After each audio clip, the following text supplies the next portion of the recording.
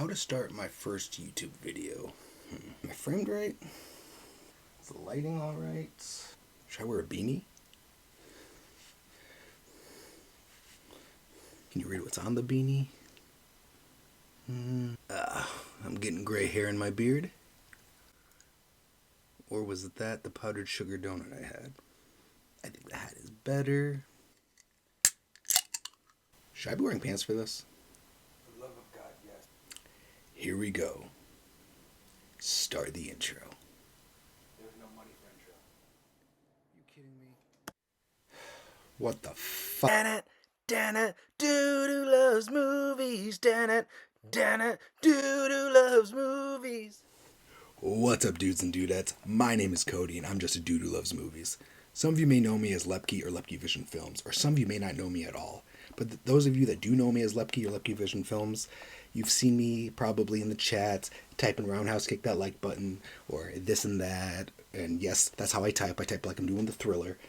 I realized I wanted to get more involved, and I wanted to share my experiences and my knowledge with movies. I have a background in movies. I went to college for film, and I just love talking about movies, and I want to talk movies with you guys. I think that'd be awesome. I am a physical media collector. I collect one-sheet posters, like the Hand That Rocks the Cradle back there. One of my favorites. Not talked about a lot. Highly underrated. I collect some Funko Pops. Funko Pops are kind of like, I try not to buy too many of them because they're kind of like Pringles. Once you pop, the fun don't stop, right? They just keep coming and coming. So I'm only trying to get like the obscure ones, things that you wouldn't see a lot. I also collect vinyl records. I have a very small collection. It's not that big, but it's growing. And I tell myself I'm only getting soundtracks for movies and stuff like that. But I have a feeling it's going to grow bigger, but I hope I can keep it there. I've had my eye on the 40th anniversary of Thriller, but I'm like, no, that's not a soundtrack, because as soon as I get something that's not a soundtrack, it's going away. Purple Rain's okay because that's a soundtrack. Thriller, not yet, but I'm this close from getting it. I really am. I just started an Instagram. That was a big step for me. I quit social media. Everything was just so negative. So I wanted my first video on my channel to be a get to know you kind of video, where I can explain some things about me and go over a couple movies that I love. And my number one thing is I came here to kick ass and chew bubblegum, and I'm all out of ass. I was born in the late 80s, so I grew up in the 90s. So a lot of my knowledge base is 80s and 90s stuff. I love all of that stuff. I love pop culture, music. Man, I used to play with action figures all the time when I was a kid. I always had like action figures that were based off of movies. So I had like the Demolition Man. Those are my favorite. I had a Wesley Snipes, and I had a Sylvester Stallone. I went to college for film, so I have a film background. I've made dozens of short films, and they have played at festivals around the country. So I'm very proud of that. I used to be a professional wrestler. I am retired now. I tore my bicep. It's a long story, but maybe someday we can get into it more. I have dabbled in stand-up. I do still do it once in a while. A huge thing I want to do, I want to be the head runner of this. This movie needs to get an upgrade. This is one of my favorite movies of all time. Don't Tell Mom the Babysitter's Dead. Christina Applegate, she was one of my favorites growing up. She still is. I love her. Gorgeous. She was a huge childhood crush. Her and like Christina Ricci. But yeah, this was it's an HBO Films, and I don't know what's going on with HBO Films over there. I know that, and The Hitcher is having a hard time getting a physical release. I know it's getting a physical release overseas sometime this year. Hopefully, Don't Tell Mom the Babysitter's Dead is next. But I hope that when it does come out, it's not like a bare bones release like Coneheads was. I want this to get like a Kino treatment. Or it'd be awesome to get like a cool ass Arrow box set of it, which I don't know if we're going to get. I know beggars can't be choosers, but I will beg, and I would like to choose. It's Home Alone ×5. Another movie I want to talk to you guys about is The Hand That Rocks the Cradle. I champion that movie as much as I can because it was a huge hit in '92 when it came out. And now nobody really talks about it. When they talk about early thrillers from the 90s, they always talk about Single White Female, which came out like a year after this. This one, I think, is way better than Single White Female. I do like Single White Female, but I think this one takes the cake. I have a huge soft spot in my heart for 90s thrillers. I remember my aunt actually had a copy of this, and I would borrow it every so often. And she's like, "This is kind of a weird movie for a little kid to like." Watching it, I was able to learn from it. Like I was like, "Oh, well, that's bad. You shouldn't be doing that." And most importantly, I think Ernie Hudson plays the best character that he's ever played in Hand the Rock's Cradle, Solomon. And the way he was treated, I will never treat another person like that. So honestly, I learned from it like that. I remember me and my sister crying our eyes out the way Solomon was treated in that movie. So if you haven't seen it, go ahead and give it a watch. From 1992, from Curtis Hanson, who also directed another one of my favorite thrillers called The River Wild, which is a great movie. He also did LA Confidential, and he also did 8 Mile. He's no longer with us. He has passed away. Rest in peace, Curtis Hanson. Another movie that made me that I want to talk to you guys about is the 1996 classic from Wes Craven, Scream. And I know 90% of you guys have seen that movie, if not 98% of you. But this movie meant a lot to me, and it formed my life going forward, I should say. When Scream came out, I was obsessed with Scream. I was obsessed with Scream before I even saw it. I remember I'd see the commercials on TV, and I'd be like, I need to see that. I want to see it. I would watch MTV all day just so I could watch the commercial or the trailer for it. I didn't know what a trailer was back then, so I wanted to see like the 30-second spot for it. And I remember watching the pay-per-view channel. They would always show it too.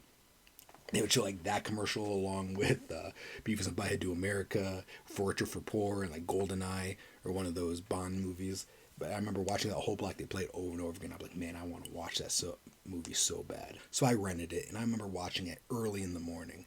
I was watching it. My mom just got home from her shift. It was like 10 o'clock in the morning. She just got home from her shift from Kmart, I believe it was. And it was the ending where they, spoiler alert, where they reveal the killers. And when they revealed the killers, like I remember my jaw dropped on the ground.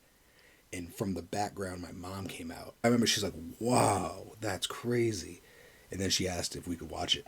And so I watched it with her, and I've had that good memory of Scream. So as a kid, I always wanted to be an actor. I always wanted to be in front of the camera and be in movies, go to that distant land, that make-believe land, and entertain people. That's all I wanted to do. But then after Scream, that was a movie where I was like, hey, somebody wrote this. So I would look at life differently, and I would like write movies in my head all the time. And I love comedies as well. Like my go-to comedies is like Dumb and Dumber and Mrs. Doubtfire. Those are movies that if they're on TV, I can watch them over and over again, no matter where they're at. It's one of those movies where those are the two movies where it's like when I'm flipping through the channels and they're on, and I was like, oh, you know what, I'll watch until a commercial break, or I'll watch 5 minutes of it. All of a sudden the movie's over and the next movie started. Every time. Jim Carrey was a huge part of my life. And I think every boy in the 90s loved Jim Carrey. His humor and stuff like that. With The Mask, Ace Ventura 2. The list goes on and on about great movies he did in the 90s. Same with Robin Williams. They were just powerhouses that I really loved watching. A couple other movies that made me were Terminator and Terminator 2. Those movies were on constant repeat at my house. I would watch them over and over again, and I would wear out those VHSs. I love both those movies. Arnold Schwarzenegger was my dude in the 90s.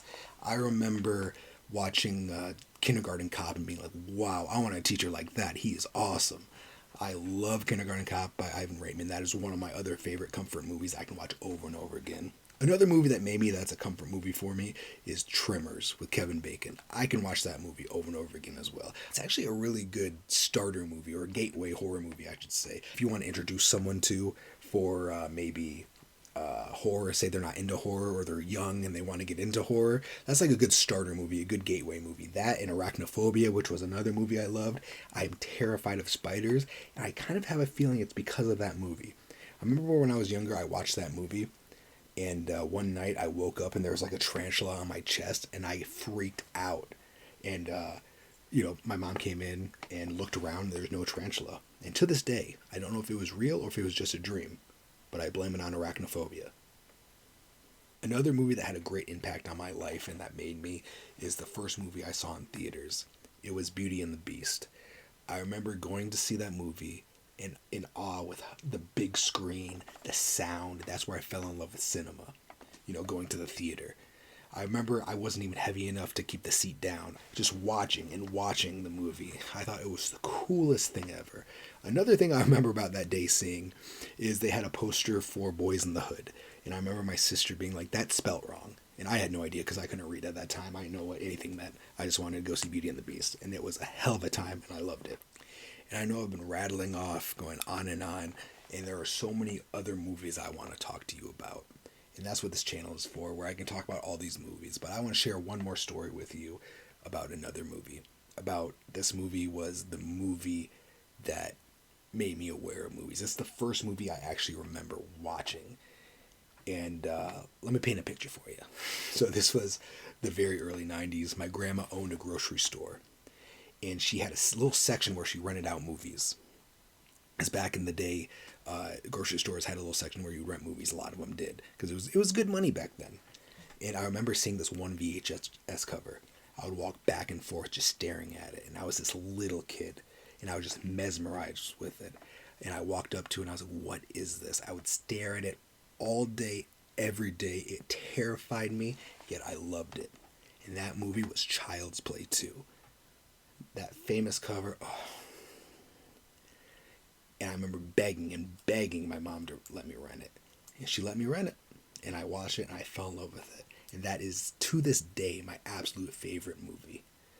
And I know a lot of nostalgia stuck to it, but Chucky is my dude. I love that stuff. I know he has a checkered past, but man, Child's Play 2 is a movie that really influenced my horror game. I was also big into all those TGIF shows like Boy Meets World, Full House, Hanging with Mr. Cooper, Dinosaurs, Family Matters. I can go on and on step by step. I'm missing a ton. But yeah, those were shows that I watched every Friday. TGIF, I'd watch it. And The Simpsons. My family watched that religiously. Every Sunday on Fox at 7 p.m. we were watching The Simpsons. That's what we did on Sunday nights. We would watch Martin, Living Single, Fresh Prince of Bel-Air. Another show that was really great of my childhood that I loved was like Seinfeld, Friends, Must See TV on Thursday nights. Tales from the Crypt was a huge influence on me. Also, Saturday morning cartoons were my jam. I used to love all that stuff, like Gargoyles, Darkwing Duck, Teenage Mutant Ninja Turtles, you name it. And guys, those were just some of the movies and TV shows that I grew up loving and watching, and that mean a lot to me. And there are so many more that I didn't talk about. I was just scratching the surface. So if stuff like that interests you, go ahead and subscribe, like, comment down below what were some of the movies and TV shows that made you. And hopefully we can have a great time together. We can grow. I can grow with you. My channel can grow, and we can just have a great conversation. But I'm truly honored that you guys are watching this video, so thank you so much. What I have coming up is